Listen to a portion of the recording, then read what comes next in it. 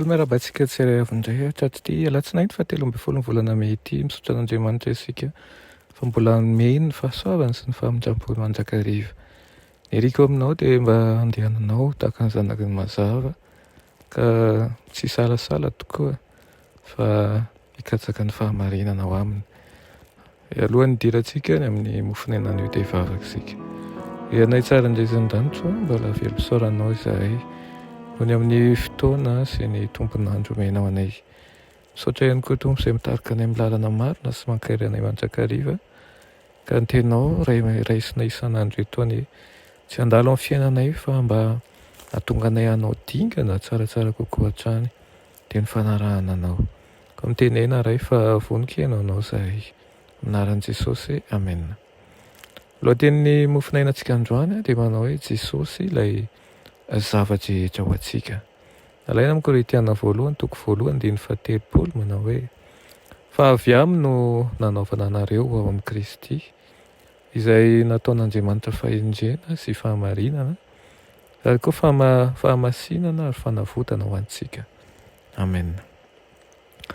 Ny fitombona amin'ny fahalalana ny toetran'i Kristy no manamasina ny fanahy, manova ny olona izay misaintsaina ny amin'ny drafi-pamonjena, fimpanjinana sy ny fankasitrahana ihany koa ny asa fanavotana mahatalanjona sy nataon'i Kristy. Rehefa mibanjina ny Kristy izy dia manjary manahaka azy avy amin'ny voninahitra ho amin'ny voninahitra. Tonga dingana izay manandratra sy manamboatra azy ny fibanjinana an'i Jesosy. Ny anana ny fahatanteran'i Kristy ny fanirian'ny kristianina aoka hisaintsaina momba ny Kristy mandrakariva. Zao ny ambaran'ny anjely momba azy manao hoe ary ny anarany atao hoe Jesosy fa izy no hamonjy ny olona ho afaka amin'ny fahotany.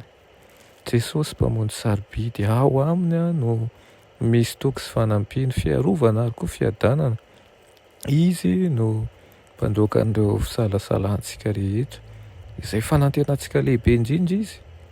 Mamy tena mamy ny fieritreretana fa azontsika atao ny ho tonga piray amin'ny fomba an'Andriamanitra. Azontsika atao ny mandresy tahaka an'izay nandresen'i Kristy ihany koa. Ary Jesosy no fahatanterahany ny fanantenantsika. Izy ilay rano velona ho amin'ny fanahy mangetaeta ny ten'Andriamanitra.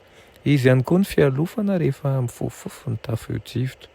Izy ny fahamarinantsika, ilay fahamasinana ary koa ilay fanavotana antsika. Ny herin'i Kristy ny tokony ho fampahirezana, tokony fanantenana sady voninahitra fifalian'izay rehetra manaraka an'i Jesosy eo amin'ny ady sy ny tolona izay hatrehany eo amin'ny fiainana. Izay manara-dia marina ilay zanak'Andriamanitra izay manaisotra amin'ny fahotan'izao tontolo izao. Izy dia afaka ny hika toy izao eo am-pandrosoana manao hoe ary ny fandresena izay enti maharesan'izao tontolo izao dia ny finoantsika. Finoana toy ny ahoana moa no mandresy an'izao tontolo izao izany? Finoana izay manao an'i Kristy ho mpamonjy ny tenanao manokana izany. Finoana izay miaiky ny tsy fahafahana manao n'inona mihitsy sy tsy fahafahana mamonjy ny tena ka mifikitra amin'ilay mpamonjy manana hery ho ety mamonjy sy manana fanantenana. Finoana izay tsy mety sasatra izany, izay mandre ny feon'i Kristy manao hoe mahireza fa efa nandresan'izao tontolo izao aho izy ary eo aminao ny heriko. Indro momba anareo mandrakariva hozy izy avy eo. Dia tahaka izany tokoa ny tenenan'ny Tompo antsika. Izy ilay zava-drehetra eo amin'ny fiainantsika, izy ilay mpamonjitsika, izy ihany koa ny fahamarinantsika. Vaozy mandrakariva ny fanoloran-tena eo aminy, aoka hitoky 100 isan-jato eo aminy isika, tsy amin'ny fisalasalana fa amin'ny fahatokiana amin'ny fahafenoana. Amen. Ry Tompo mpamonjy anay eo mbola misaotra anao izahay toy ny amin'ny fitiavanao, ny amin'ny fanomezanao toky ary ihany koa ny amin'ny ahery izay omenao anay. Mangataka aminao Tompo mba hamangy ny isa-tokantrano misy anay amin'izao fotoana izao. Mangataka aminao mba omenao hery izay atoky mandrakariva tsy salasala ary indrindra anana fimpanjinana mihoatra lavitra no mety ho tazan'ny fisainanay.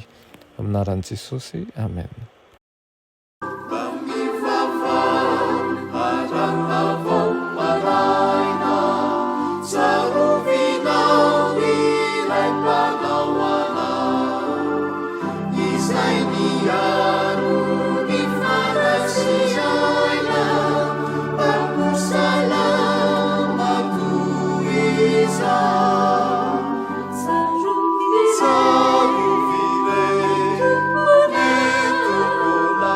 Savior.